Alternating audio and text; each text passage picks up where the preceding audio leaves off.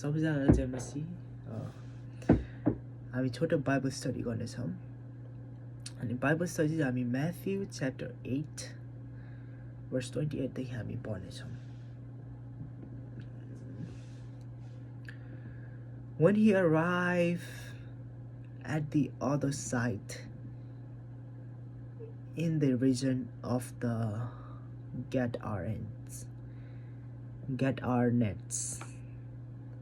two demon-possessed men come from the tomb met him. They were so violent that no one could pass that way.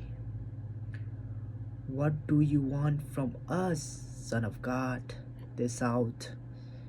"Have you come here to torment us before the appointed time?" Some distance from them, a large heap of pigs were feeding. The demons begged Jesus,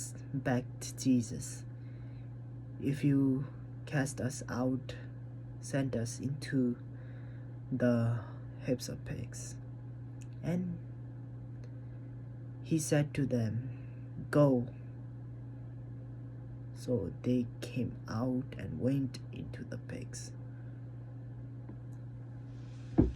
म तपाईलाई के चाहिँ देखाउन खोजिरहेको छु भने नि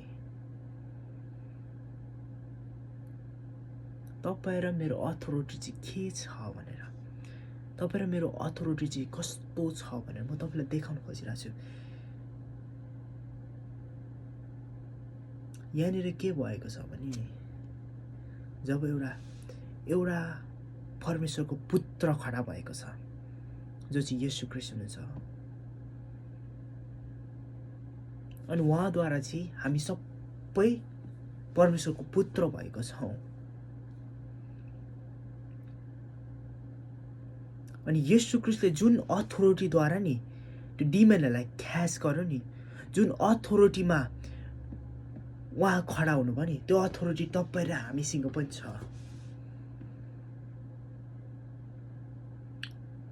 खासमा चाहिँ तपाईँ र हामीसँग चाहिँ डिमन्सहरू ब्याक गर्नुपर्ने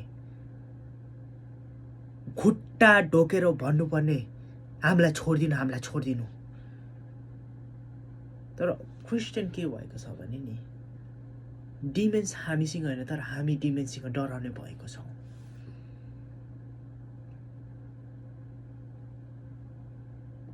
अनि त्यो चाहिँ ट्रुथ हो. त्यो चाहिँ सत्य हो. म तपाईँलाई म खोलिदिइरहेको छु क्या एउटा क्रिस्चियनको सत्यताहरू चाहिँ म भनिदिइरहेको छु.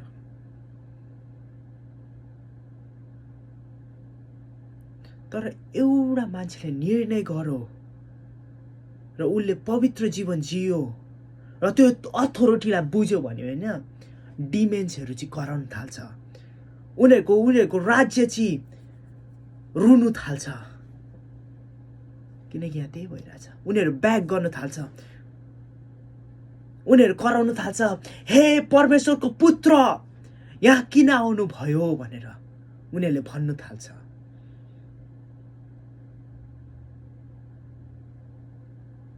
तर इच्छा तपाईको हो. तपाईँ कसरी जिउनुहुन्छ तपाईँको हातमा छ. तपाईँ अथोरिटीद्वारा जिउनुहुन्छ या डराउँदै जिउनुहुन्छ त्यो तपाईँको हातमा छ. बाइबलले भन्दछ either you became slave of evil or slave of God. तपाईँ दुष्टको स्लेभ बनिन सक्नुहुन्छ या परमेश्वरको स्लेभ बनिन सक्नुहुन्छ. त्यो तपाईँको इच्छा हो.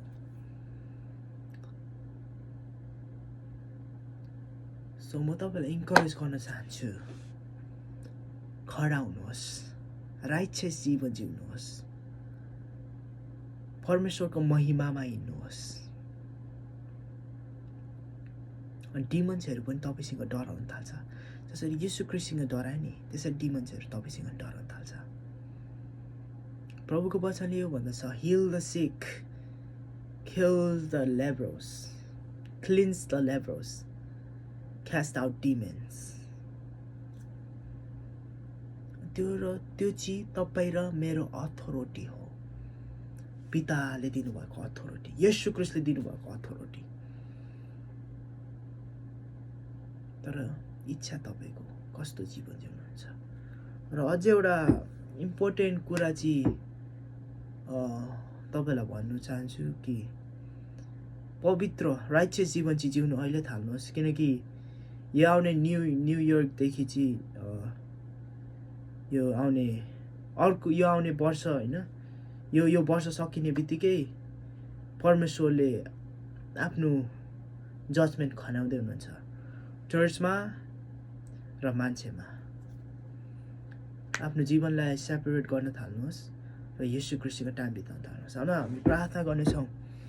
प्रभु, म तपाईँलाई धन्यवाद दिन चाहन्छु यो समयको निम्ति। तपाईँ हिजो आज अनि सदा सर्वदा एक समान रहनुहुने परमेश्वर। प्रभु, हामीले त्यो अथोरिटीलाई हामीले बुझ्यौँ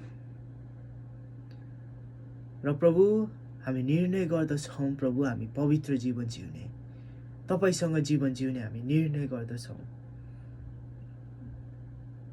तपाईँको वचनले यो भन्दछ